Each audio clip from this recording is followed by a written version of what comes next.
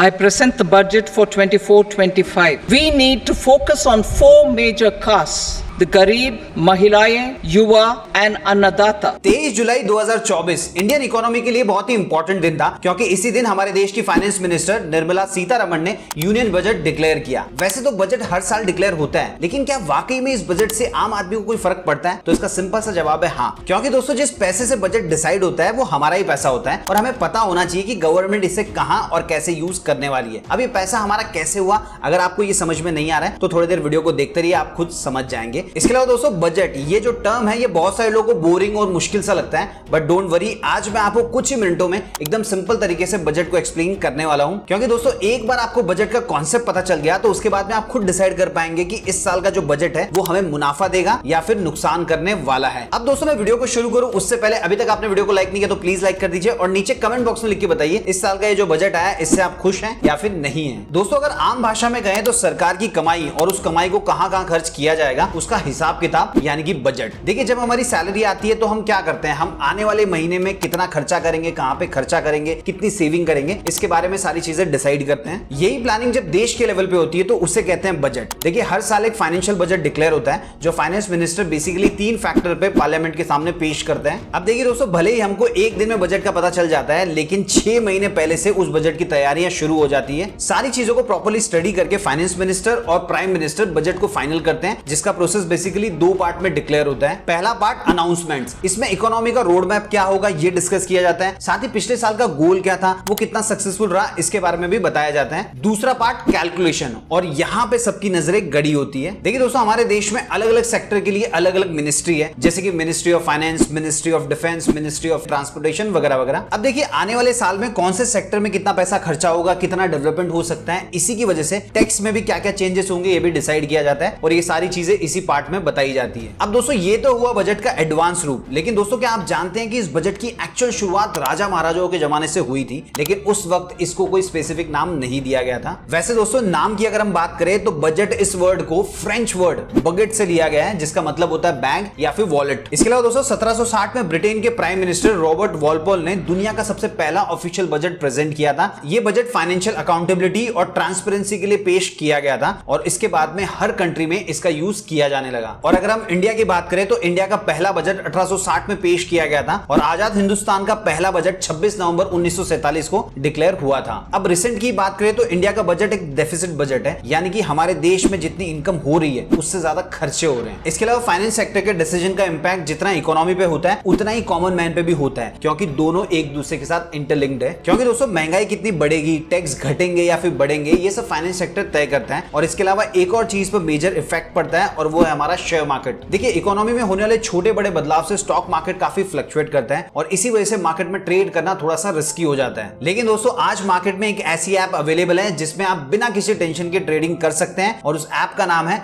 Market wolf. दोस्तों market wolf एक SEBI registered app है जहां पे आप बिना डीमैट अकाउंट के भी ट्रेडिंग कर सकते हैं और इवन स्कैल्पिंग के लिए तो ये सबसे बेस्ट ऐप है। चलिए दोस्तों जल्दी से ये भी देख लेते हैं कि इसे यूज कैसे करना है। देखिए इस ऐप में मैंने लॉग इन करके इजी वे का फीचर को चूज कर लिया, फिर बैंक निफ्टी को सिलेक्ट करके मैंने ट्रेड स्टार्ट कर दिया। अब मुझे लग रहा है कि मार्केट नीचे जाएगा, इसलिए मैंने चूज किया डाउन ऑप्शन और ज्यादा प्रॉफिट के लिए फास्टर मोड को भी मैंने सिलेक्ट कर लिया।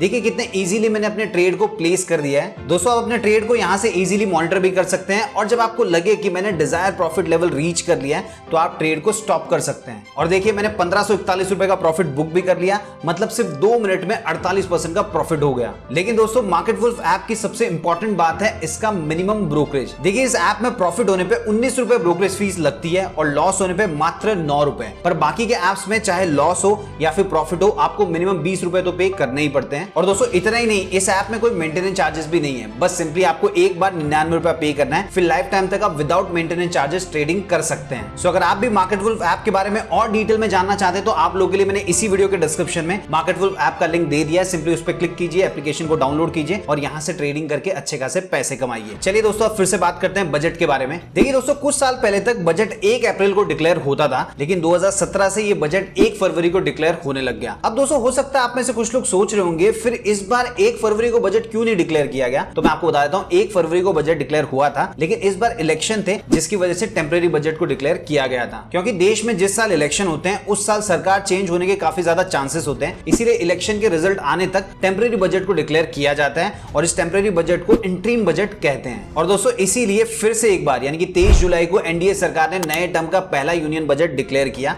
तो आइए बजट 2024 अपडेट पर नजर डालते हैं और ये देखते हैं कि पिछले साल की तुलना में इस बजट में क्या क्या चेंज हुआ है। देखिए दोस्तों, इस साल का ये जो बजट है इसमें 9 प्रायोरिटीज डिसाइड हुई है।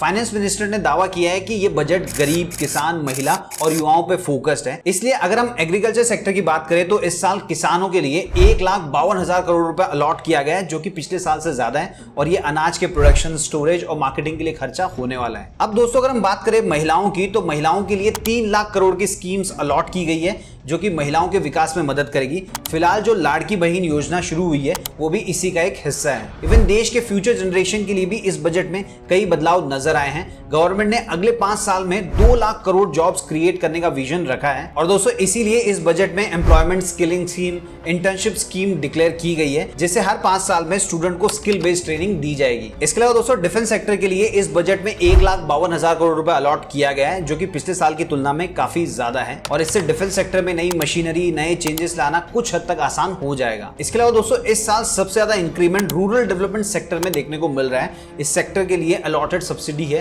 2,65,000 करोड़ रुपए। अब आप ही सोच रहे होंगे रूरल डेवलपमेंट को इतनी सब्सिडी क्यों अलॉट की गई। तो दोस्तों इस सब्सिडी से बिहार और आंध्र प्रदेश में एक्सप्रेस हाईवेज बनाए जाएंगे। साथ ही उन्नत ग्राम योजना के तहत लगभग 63,000 आदिवासी गांवों का डेवलपमेंट भी किया जाएगा। इवन एजुकेशन और हेल्थ सेक्टर में भी कुछ सब्सिडीज बढ़ा दी गई है। इसके अलावा दोस्तों हम सभी जानते हैं कि पिछले साल इंफ्रास्ट्रक्चर और टेक्नोलॉजी पे ज्यादा फोकस किया गया था, इसीलिए इस साल उस एरिया में बदलाव नजर नहीं आए। और फाइनली अगर हम बात करें टैक्सेशन की, तो पिछले साल के मुकाबले इस साल टैक्स पेयर को थोड़ी सी राहत मिलने वाली है। सो दोस्तों ये था इस साल का बजट। आपको याद होगा मैंने शुरुआत में ही कहा था ये जो पैसा होता है ये हमारा ही होता है। अब वो हमारा कैसे होता है, चलिए वो भी समझ लेते हैं। देखिए दोस्तों, ये है सरकार की इनकम के सोर्सेज जिससे सरकार खर्चे डिसाइड करती है। इसे ध्यान से देखिए, इसमें ज्यादातर कंट्रीब्यूशन आम जनता का ही होता है, यानी कि इनकम टैक्स, कॉर्पोरेट टैक्स। ये जो टैक्स है हम डायरेक्टली सरकार को देते हैं, जबकि GST, custom duty, excise duty, ये जो सारे टैक्सेस हैं ये इनडायरेक्ट तरीके से हम सरकार को देते हैं जब भी हम कोई सामान खरीदते हैं, क्योंकि उसी में ये इंक्लूडेड होता है। मतलब दोस्तों इन शॉर्ट हमारा ही ये पैसा है, इसलिए बजट डायरेक्टली और इनडायरेक्टली